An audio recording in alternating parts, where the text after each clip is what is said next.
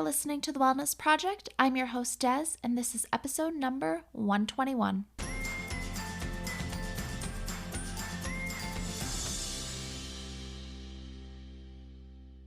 On today's episode, I speak with Tanya Cole-Lesnick about energetic clutter. Tanya is going to talk to us about what energetic clutter is, how you can identify it, how it may be impacting your mental health, and how to clear it.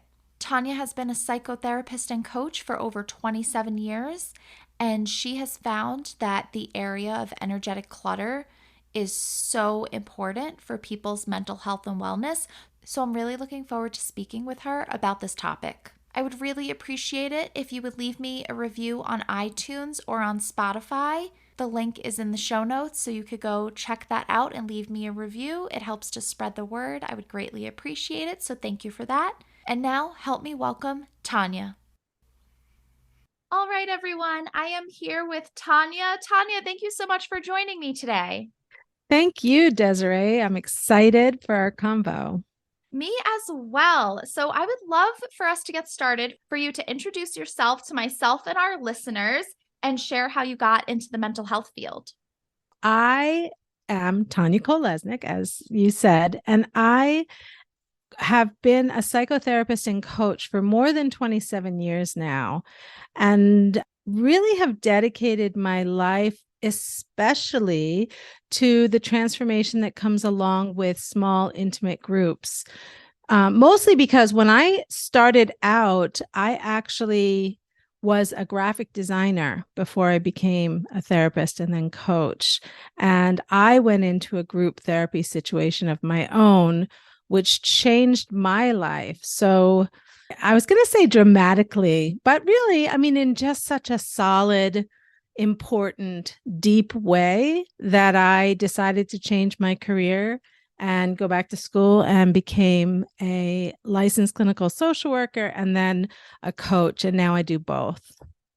Oh, wow, that's amazing. So you went from graphic design to social worker. Wow. Yeah. Oh, wow, that's really interesting. So you see that groups are really powerful then? Do you run groups regularly? I do. I really have always run groups. My heart has always been with group work.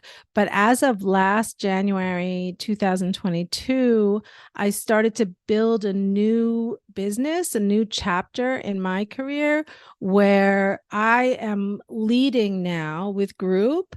And the individual work is still a part of it, but that's more in addition to the group work. It's to support the group work because I find the group work to be so powerful. Oh, that's really great to hear. I agree. I think group work is very powerful and I think it's a great experience, but I feel like a lot of people are hesitant about it because it's so vulnerable to speak in front of other people. A lot of people express that causes some anxiety, but I think group work is so powerful. Totally. I deal with a lot of when I am suggesting group to people that I already work with, because I do have a lot of people that I see individually, and I'm wanting to bring them into the group experience to really supplement the work that they're doing. And at first, there is a lot of fear spoken.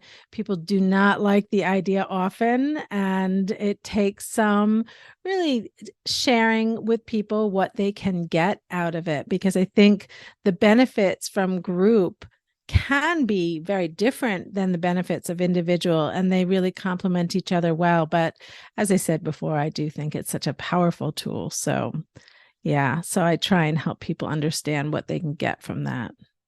Oh, definitely. Thank you for sharing that. I think that's great for people to know. And I know that you said that from your experiences in private practice and in the different capacities you've worked in, that over the years, you've identified that one of your most important focuses has been helping people to clear energetic clutter so that they can focus on what matters most to them. Is that right? Yes, definitely. That's something that kind of got more and more clear as what I am helping people do, because over the years I've helped people do all kinds of things, but as I distilled it down to the key elements, it's really that helping people identify what is clogging up their energy, what are the things that kind of deplete them, maybe are leading to them having some more negative experiences in their lives than they want, and helping them shift where they focus so that they can start to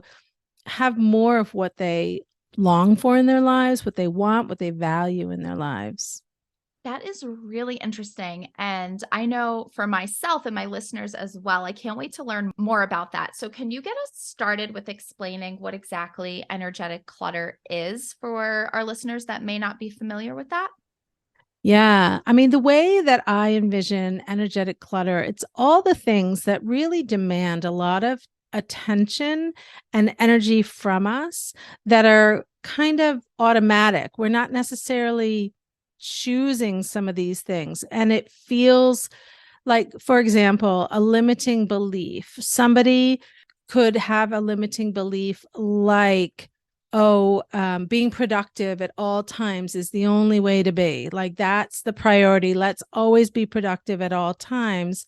And then get in this place where they're struggling to choose themselves. They're struggling to rest. They're struggling to allow certain things because that limiting belief, this idea, which probably grew out of their childhoods and also our culture celebrates workaholism, and being productive can be something that often gets celebrated. And so that kind of energy towards something that's not checking in with our hearts. It's not something that we're choosing necessarily fully.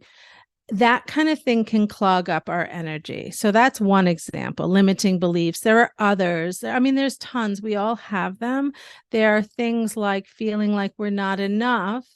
And then that becomes a lens. So if you're not enough is a limiting belief that you experience, then sometimes it could be some of the mental energy towards trying to prove you're enough, that kind of thing. Okay, I better do more. I have to kind of keep showing up in this way that I'm enough. So, some of those ideas, if we don't look at them and understand and learn what are our own, then there can be this automatic way of going through life that's very depleting, that can take a lot of energy, that can be kind of depressing, even if we're not really understanding that it's not us, that we are enough, that we don't have to be productive at all times, that kind of thing.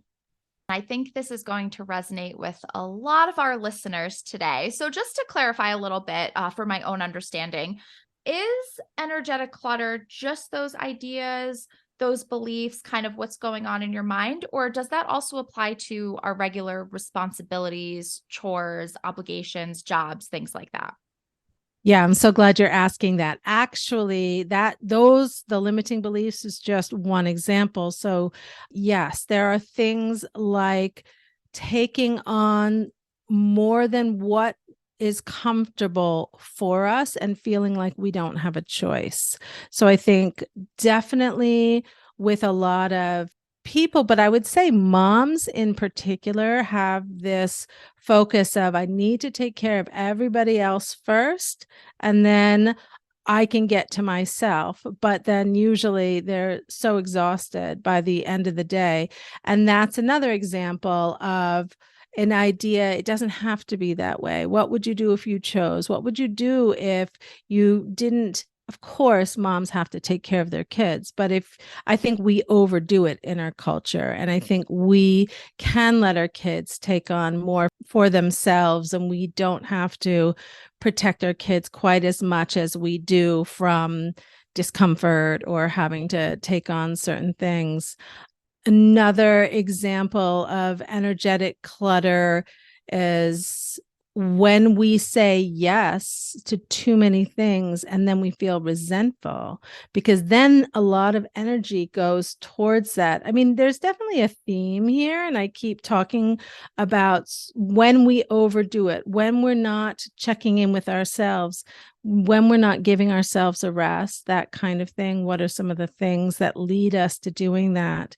But even in like a partnership situation where you're taking on more of the chores, for example, but maybe resenting your partner for not doing more, that kind of thing. But so resentment can be from somebody saying yes to things they really want to be saying no to, and knowing that you have some power in your own life to be able to say no, speak up, set boundaries, that kind of thing. If you don't trust that, then you can get depleted along the way. These are really great examples. And it's funny that you brought up moms because that's exactly who I thought of as you were speaking about this and giving these different examples. But I'm not a mom, and this resonated a lot with me as well. But yeah, I definitely see this applying to moms a lot. And actually, recently I was speaking to one of my students who is the oldest sibling, and they were telling me that they were kind of describing this experience too, that they do a lot for their siblings, put themselves last. So this applies to a lot of different situations and a lot of different people. Definitely. Yeah. Yeah. It's not only moms for sure. I think that there's a lot of people who maybe identify as like, I'm the one who people lean on. I better show up that way, and feel like it maybe not, they don't feel great. Maybe if they start to say no, they worry about how they feel about themselves, and have some identity connected to like, I'm handling things. I mean, there's so many different layers here about why somebody might be very attached to a certain way of identifying themselves that keeps them in this getting depleted cycle. Right. And how do you see this impacting somebody's mental health? What I see a lot with people who are struggling with this is they have these, either they have a dream that they're struggling to access. So sometimes people know, oh, if only I had the time and energy, maybe I would write a book. Maybe I would try and get a different job. Maybe I would travel, have kind of like these ideas of things that they want, but feel like those things are out of their reach. And so they're kind of cycling around with the other things where they're getting depleted again and again. And when they get depleted, they're feeling a lack of satisfaction in their lives, and even some depressed feelings connected to not really being able to connect to things that feel very meaningful to them. So that's like one kind of way that people struggle with this energetic clutter and how it impacts their mental health. But the other example is when people are so busy, on to the next, and sort of moving through life without checking in with themselves, they actually sometimes don't even know what they would really want if they were given time and space to do whatever it is that they really truly loved. A lot of times people don't have that awareness of themselves. And so to be able to get quiet enough to really figure out what they want, what would light them up, what would nourish their soul, that kind of thing. And so there's sometimes it's a very kind of flat experience of their day to day lives and not really feeling very fulfilled at all. I'm really glad you bring that up and that you mentioned checking in with ourselves, because I feel like with just the busy society that we're in, this busy on the go, day to day, that so many of us are on autopilot. I mean, how many people have you heard that, like, that example, oh, I got to work or I got home and I don't even remember the drive home. We're just so on autopilot and not really in tune with ourselves, just doing our daily obligations, responsibilities. So, because of that, I think a lot of people are experiencing this energetic clutter, but maybe they don't realize it. They're not aware of it. So, do you have any sort of tips or guidance on how somebody can do these check ins with themselves, can become aware of the energetic clutter that's affecting their daily life and their mental health? Yeah, I mean, I think a good starting place would be to pay attention to your day to day patterns, maybe even track it for a week or two, and pay close attention to things like irritability, feeling depleted, not wanting to connect to people, wanting to isolate, distracting yourself, all of those things.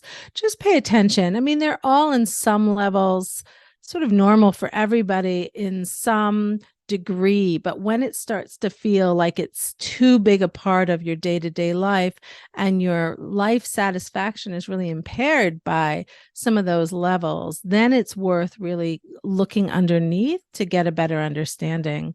So I think first, just tracking and paying attention. Are you struggling with some irritability? Often? Do you feel depleted often? How do you replenish yourself? That kind of thing.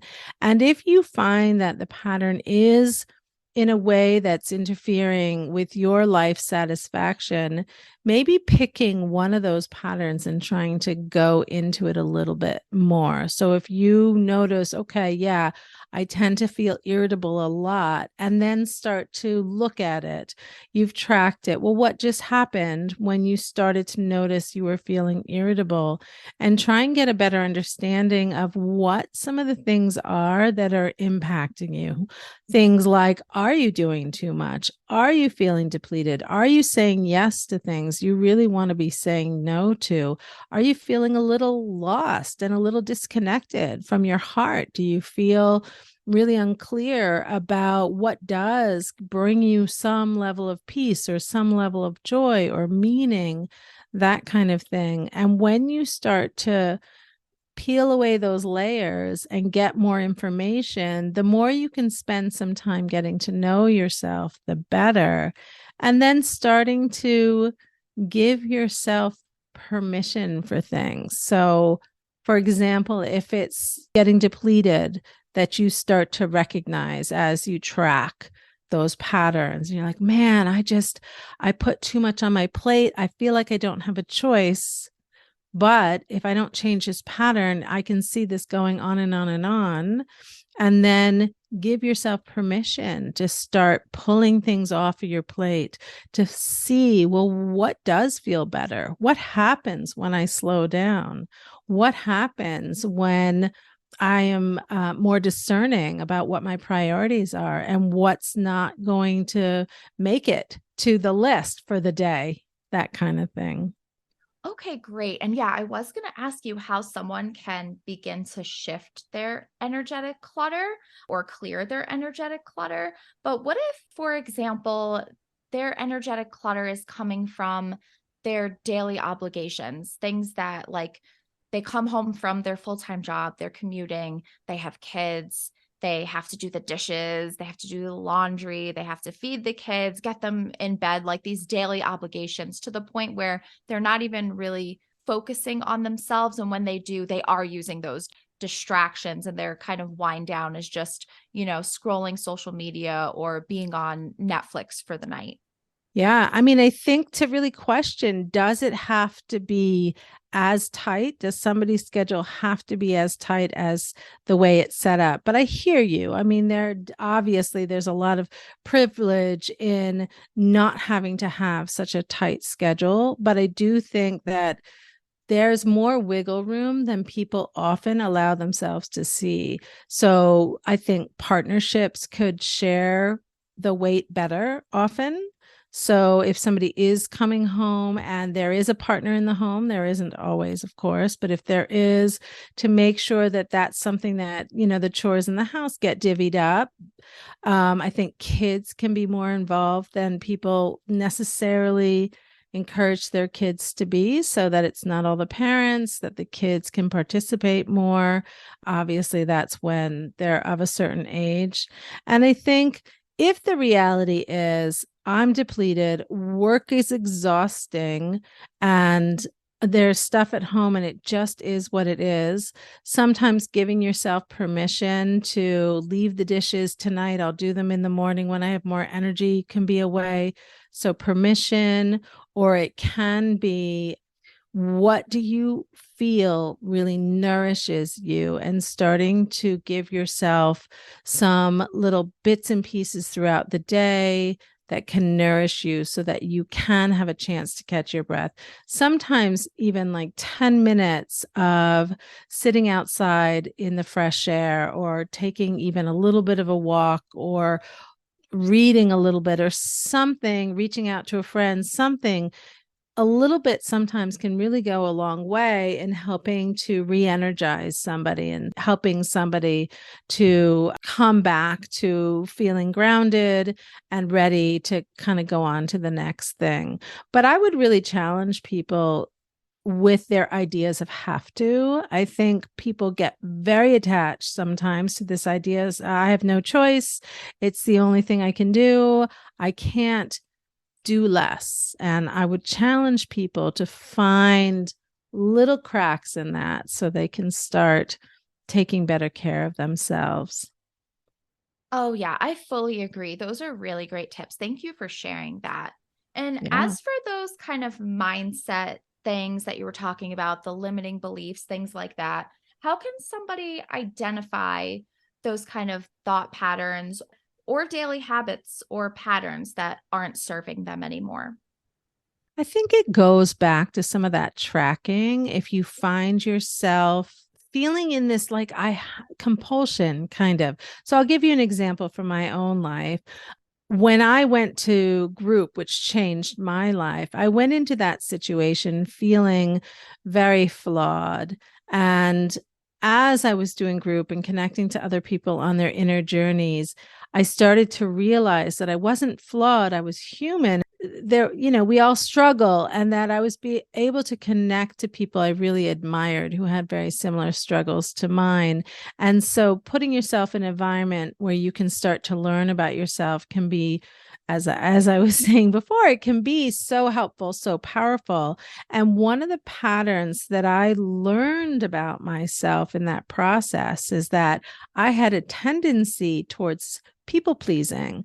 I grew up with a mother who has a lot of anxiety that came out as anger and rage. So, as a kid, what I developed was a very accommodating nature. I didn't want to rock the boat. And not to say it only grew out of that, but that was a big part of how this pattern got developed in my life. I noticed that I would feel overwhelmed sometimes with too many things on my plate that I didn't even want to be doing, or even social activities that I was saying yes to, but that I didn't want to, because I had a limiting belief that I would be abandoned, or somebody would be very angry with me if I said no. And so it's that starting to recognize where you've got some feelings coming up, some resentment, some frustration, that kind of thing. And then look back and try and get a better understanding of what that is, and see whether or not you can identify what your limiting beliefs around that might be. That's really great. Thank you for sharing your personal experience. I think it's really helpful for people to hear. And I love that. I love that example, and to put yourself in kind of these situations that help you to grow and identify what's going on deeper that maybe people don't have the opportunity always to realize or identify or look at. So that's a really great example. In your experience, what do you think helps people to move forward or move towards the changes that they're looking for in their lives? I think if people can be really curious about themselves and watch being judgmental towards yourself. I think people can get so harsh towards themselves. And I hear people say a lot, what's the matter with me? This is how they talk to themselves sometimes when they're frustrated about how some of the patterns in play. And so I hear that kind of questioning so much. And if instead of going into a judgmental place, you can know that you want to learn and keep checking in and be like, I wonder why that is my first reaction. I wonder what that's about. And start to stay curious, keep asking, keep checking. And the more somebody can make it a priority to learn about themselves, learn their rhythms, learn what some of the ideas are that they're holding on to that may not be their own, learn some of the ideas that really are in alignment with their hearts, all of that, so that they know all these different layers about themselves. Then they can make choices along the way that honors who they are and what matters to them and what kind of rhythm works with their nervous system, even. Yeah, I love that. That's perfect. Tanya, this has been so great. Thank you so much for being here today and sharing this. I think this is going to resonate with so many people. I think that a lot of people are struggling with that energetic clutter, but didn't have the term for it, the phrase, or know how to identify it. So I think that that's going to be really helpful for people to hear because I know I resonated with a lot of what you said. And I think that it's something that people really need to take a look at. Because, like I said, I think so many of us are living on autopilot and not really, like you said, focusing on what's important and getting to know ourselves and be curious about ourselves. Somewhere along the way, we lose that curiosity. Yeah. So, well, thank you. I've really enjoyed this conversation as well. Yeah, absolutely. Do you have any sort of parting words or words of advice or wisdom for our listeners today? Actually, I just wanted to let people know that I have a free little 3-question inquiry. If somebody is interested in getting more clear about who they are and what matters to them. So it's on my website. If somebody wants to grab that, that might be a helpful tool for people who are really wanting to start to get more clarity. Oh, perfect. And I will definitely put that in the show notes. Can you share where everyone can find you? Yeah, so my website is my name, but to make it easier, it's you can also get there by clearenergeticclutter.com. Okay, perfect. I'm going to put that in the show notes. Everyone, go check out Tanya, especially if you want to learn more about energetic clutter. Tanya, thank you so much for being here today. Thank you. I really appreciate it. If you liked this episode, please share it and tag me on social media at The Wellness Project with Des. You can tag me on Facebook or on Instagram. Make sure to become a part of my Facebook community at facebook.com/groups/according to Des. The link is in the show notes. I'm in there every day with more mental health content, reflections, journal prompts, different exercises, some information. You can also join my email list and get your free weekly wellness checklist. That is also in the show notes. You will hear from me every week about the latest podcast episodes, about different blogs, recommendations, things like that. So definitely make sure to join that. And don't forget that every episode of The Wellness Project with Des has an episode page full of all of the links, also where you can find Tanya. You can find detailed show notes for this episode at accordingtodes.com/121. Thank you so much for listening today. I really appreciate you, and I will talk to you next week with another incredible guest.